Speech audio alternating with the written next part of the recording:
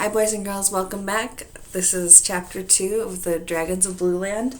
As you remember, the baby dragon has dropped Elmer off in Nevergreen City, and he is on his way back to Blueland. He's sleeping in a culvert during the day to hide because he is a blue and gold baby dragon, and he would really stand out. Could you imagine looking up in the sky and seeing a buffalo-sized blue and gold baby dragon flying above your head? Some people might get a little freaked out by that. So, Chapter 2, Mr. and Mrs. Wagon Wheel. But someone had seen the dragon. At least he was sure he'd seen something blue and yellow and gold galloping down the road. It was Mr. Wagon Wheel, the farmer living in the yellow farmhouse, who had just been closing his window as the dragon ran past. "What's that galloping noise?" asked Mrs. Wagon Wheel, sitting up in bed. "A large blue monster just ran by, and after breakfast I'm going to find out all about it," yelled Mr. Wagon Wheel, jumping into his clothes and rushing off to put the cows in the barn for milking. Mrs. Wagon Wheel, meanwhile, made pancakes and coffee, but forgot to boil the eggs. She was horribly upset at the thought of a monster rushing past her house at 5 o'clock in the morning. Mr. Wagon Wheel hurried through the milking, led the cows into the pasture, and dashed back to the kitchen. He was anxious to eat and be off after the blue demon, as he had decided to call whatever it was. He swallowed a pancake whole and banged 2 eggs on the side of his cup. Splop! Raw egg flew all over the table and Mr. Wagon Wheel. Mrs. Wagon Wheel had forgotten to boil the eggs, of course. "Martha, what's the matter with you?" yelled Mr. Wagon Wheel. "Oh, I'm sorry," said poor Mrs. Wagon Wheel. "I'm so upset about that horrible monster. I don't know what I'm doing." And she nervously slipped a pancake instead of her handkerchief into her apron pocket. Poor Mrs. Wagon Wheel. And on top of that, he's yelling at her. "We'll boil more eggs," roared Mr. Wagon Wheel, going to the sink to wash off his face and hands and shirt and overalls. Now Mr. Wagon Wheel liked his eggs hard, very hard, and as he waited for them to get very hard, it began to rain. It was only a drizzly rain, but enough to wash away the dragon's footprints in the dusty road. "Drat it!" thundered Mr. Wagon Wheel, looking out the window. "It's raining!" "I thought we needed the rain, dear," said Mrs. Wagon Wheel. "We do, but why can't it wait until I capture the blue demon?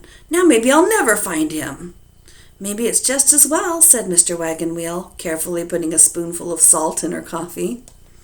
"Well, I can see you have no spirit of adventure," grumped Mr. Wagon Wheel, peeling his at last ready, very hard eggs. He picked up his rifle, a strong rope, and put on his raincoat and boots. "I'm off!" he yelled, and slammed the door. "He'll never come back," thought Mrs. Wagon Wheel, and she quietly sat down to cry. Poor Mrs. Wagon Wheel. What a rough morning.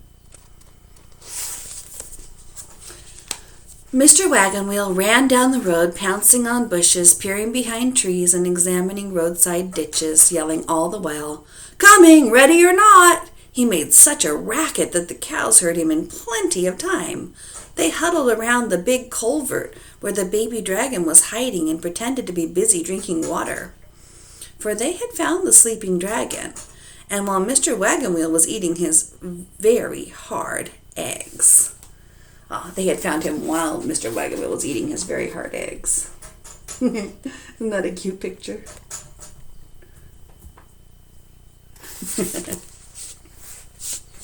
"Wake up," they had said, "and tell us what you are and what you're doing in our culvert." The dragon woke up with a start and then smiled at the friendly cows. "I'm a baby dragon," he explained, "and I'm on my way home to the great high mountains of Blueland." "But what are you doing in our culvert?" asked a cow. "I'm hiding. You see, most people think that there are no dragons left. And if I should be captured, I'd surely end up in a zoo or a circus and never get home again." "Shh!" said another cow. "I think I hear Mr. Wagon Wheel now. All through milking time he was muttering about catching a blue demon. He must have meant you." It was then that the cows huddled around the opening to the culvert, and the dragon crouched down on his stomach in the water. "The culvert!" yelled Mr. Wagon Wheel, brandishing his rifle. "An excellent hiding place for the blue demon." And he started down the bank on the other side of the road. Uh-oh. "It's all over now," thought the dragon, who could tell where the farmer was from the noise he was making. But just then, Mr. Wagon Wheel looked across the road at his peaceful cows and thought, "My cows would be in a panic if the demon were hiding here." Remember? So he sees all his cows there and he thinks, there can't be a dragon there. Thank goodness for the cows. He turned back up the bank and ran down the road, beating the bushes and peering behind trees.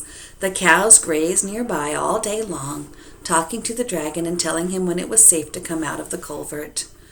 Toward evening, they heard Mr. Wagon Wheel stamping back along the road, yelling, "Hoopla! All of you, into the barn!" And as they wandered off, they quietly warned the dragon, "Leave just as soon as he goes to the barn. It's just like him to be out looking for you by flashlight after supper." And they were right. Long after the dragon had flown far beyond the yellow farmhouse and culvert, Mr. Wagon Wheel was shooting into bushes. Mrs. Wagon Wheel was in bed with a case of nerves.